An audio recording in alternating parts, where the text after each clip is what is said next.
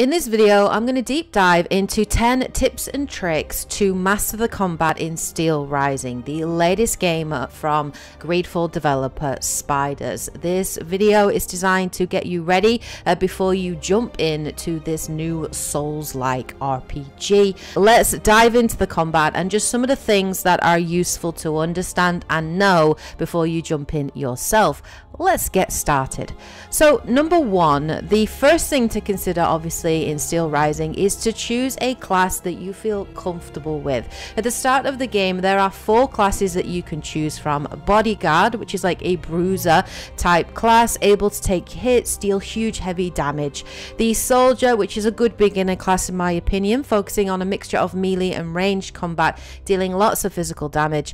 The Dancer, which is a fast roguelike character with awesome looking armor fans that allow you to block and attack rapidly. It's all about critical hits with the Dancer. And finally, Alchemist, an elemental class that is able to burn, freeze and electrocute enemies. You will choose one of these 4 classes at the beginning of the game, but my advice to you is don't get hung up on which class you do choose. You are actually able to unlock all weapon types in the game by spending anima essence in the shop, so you're not locked into any one particular class, and you can choose to change your focus as you play through the game and maybe discover another weapon that you really enjoy. So start off with a class that you think you will enjoy, something that's maybe a little bit more beginner friendly if you don't feel as confident. If you want to know more about the classes, I have done 4 class guide videos on each of these 4 classes, so I'll put a link to those videos in the description below, and do go check those out and then come back to this video.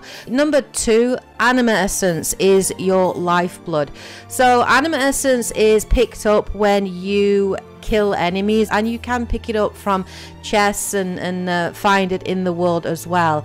It is your lifeblood. Anima essence is used for pretty much everything. When you go to a Vestal, you can use it to level up your character, to buy weapons, to buy new clothing or armor, to buy mods and upgrade modules, to buy grenades and materials. It is pretty much used for everything. So anima essence is quite important. When you die, you do drop all of your essence, and if you die before you're able to pick it up again, you will lose it completely. Very much a Souls-like feature.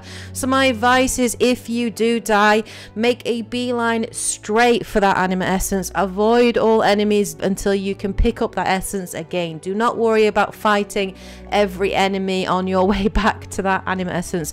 It's important to keep that resource safe. You will also pick up special spirit essence, which are collectible items, and you don't drop these when you die. So my advice is don't ping them or activate them until you are in front of a Vestal and ready to spend.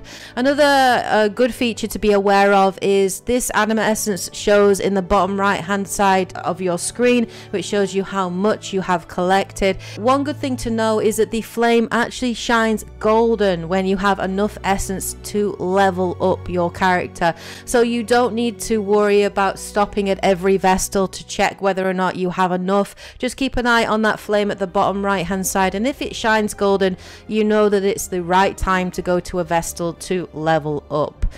It's also worth noting that a really useful mod to get early on is the Avarice module. You can purchase this from the store, and it's really good because it actually slightly increases the amount of anima essence taken from each fallen enemy. So it's a really useful module to get early on to help you build up that anima essence and therefore level up your character and weapons and everything else a lot easier.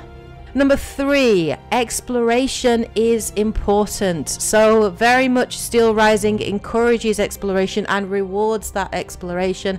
There are chests dotted around the map which will often have weapons, materials, sometimes clothing items hidden inside. So it is well worth finding these. There are also hanging bags in the world. You can actually knock these down. These often require a jump light attack to knock down, but these will contain materials and different items that are quite valuable. Materials are of course used to level up weapons as well as your beret, and your beret is basically like your potions. It's your healing potion.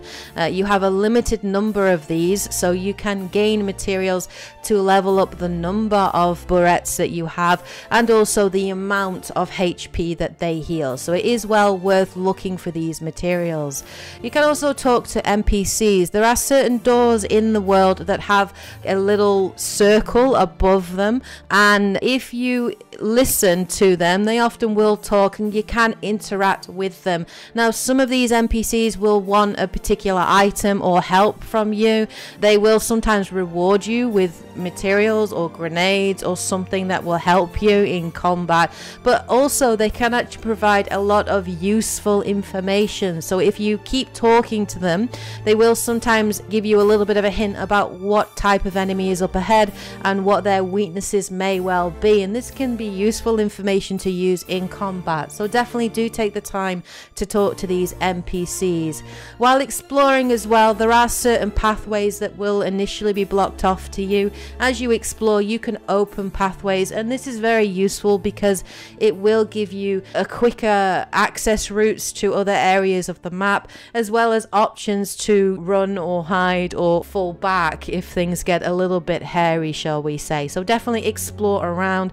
As you play through the game, you will gain access to certain tools. There is a particular tool called the Bishop's Hook, which allows you to hook shot yourself above to higher areas, and this is going to be a very useful way of exploring previously unreachable areas as well. So definitely do explore. You will find you get a lot of rewards and benefits for doing so.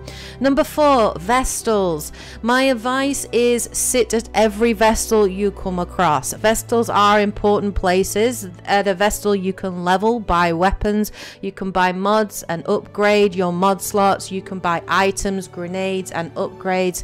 You can also use it to replenish your beret, your flask, and it will cause enemies to respawn. So it can be a good way of activating enemies again so that you can use certain areas to farm enemies for anima essence if you are struggling. There's nothing wrong with farming anima essence. If you get to a particular point that you're struggling, then definitely use a Vestal to do that. Take down some enemies, build up some anima essence, use it to buy grenades, use it to level up certain attributes on your character. Definitely use it. It's useful to do. One of the biggest benefits of the Vestal though is that it actually creates a checkpoint when you sit down, not when you activate it. You have to sit down at it, but obviously creating a checkpoint is important because if you die, you respawn back at the last Vestal that you interacted with, and obviously if you haven't sat down at the one near to you, it means you're going to respawn really far away and have to go back through maybe some challenging enemies to get back to where you were. So make sure that you do sit at every Vestal. Number 5, leveling and attributes. This is kind of important and key. So I would say don't spread yourself too thin. Probably good attributes to spec into initially are durability, which will boost your health, but don't put too many points into durability. I think for me personally, a nice sweet starting spot with durability is maybe 4 levels. I would say if you don't have the ability to block an attack and you are relying on those dodges, then maybe put a few more points into durability, because it might be more likely that you will take glancing damage, which is obviously going to hit into your health. So maybe put a few more points in durability if you are very up close to the action and are doing a lot of dodging. Vigor is an important attribute, I would say though, because it is again your lifeblood. Your endurance bar, your stamina bar is super key. You use stamina for absolutely everything in the game, and you're going to be using that more than anything. So vigor probably is one of the key points to spec into. And then of course the other attribute you spec into very much depends on the weapon that you are using. So for example, I'm playing as a dancer currently, and I'm speccing into agility, which boosts both physical and immobilization damage. So don't spec too much across the board, but definitely do start off with durability and vigor, and maybe the third attribute you spec into may very well depend on the weapon that you're using. Number 6, watch enemy animations and mix up your combos.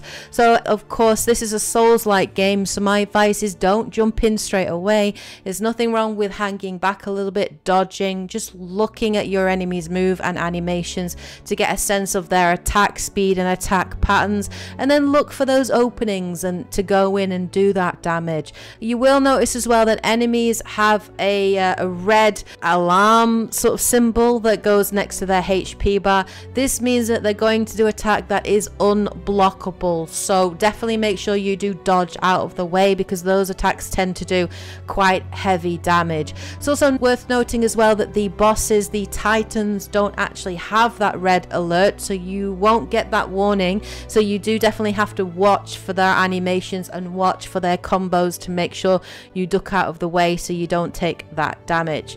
Try and mix up your combos as well. You have both light and heavy combos, as well as a charged attack which deals huge damage and can knock enemies down. So try and mix up your combos, keeping an eye on your stamina bar. If you do stagger an enemy and they go down as well, don't start off with a full charged attack, because once you do that, say they're frozen and you do a fully charged attack, it will actually break that ice, and that enemy will get up and start attacking again. So whittle them down a little bit and then finish off with a charged attack.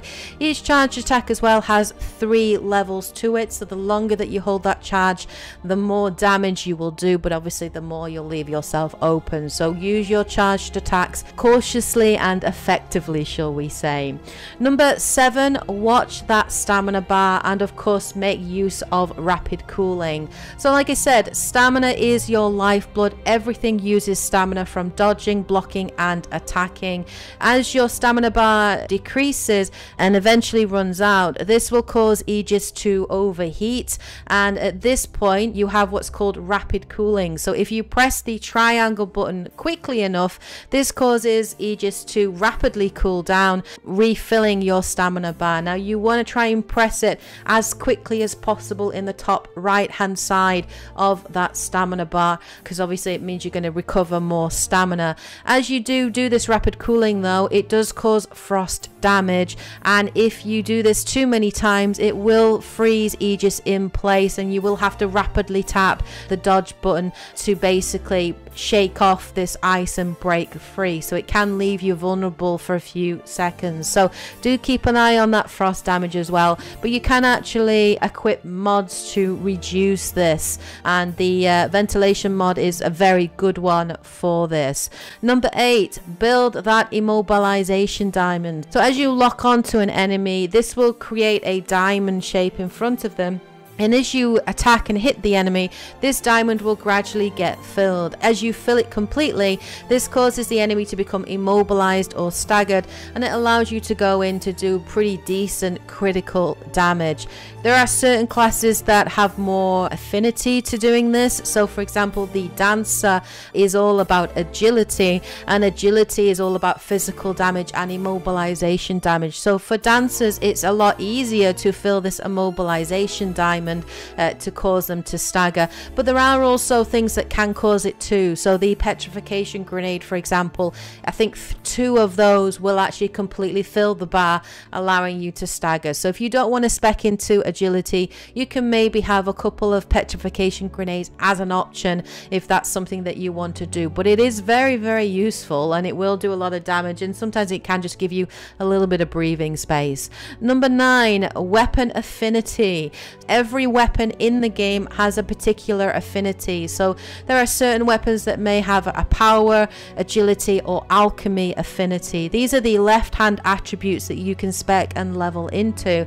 So for example, if you have a weapon that has a power affinity but you really haven't spec'd any points into that, then you're really not getting the most out of that weapon. So very much the weapon that you use and that you equip and you enjoy, you really need to make sure that you are specking into that affinity and leveling into that affinity to get the most out of it. And that's where the leveling system can be a little bit difficult, because one of the things that I have noticed is that there is no ability to respec in Steelrising currently. I'm hoping that Spiders will add this as an addition to the game later, but at the moment you cannot respec, and that does make it really annoying, because if you have spec'd into, let's say, affinity for the blades like I have at the moment, and you find another weapon that you actually really like but it's a power affinity weapon, there's no point really using it because you're not going to get the most out of it, and that really is a shame. And hopefully the developers will improve that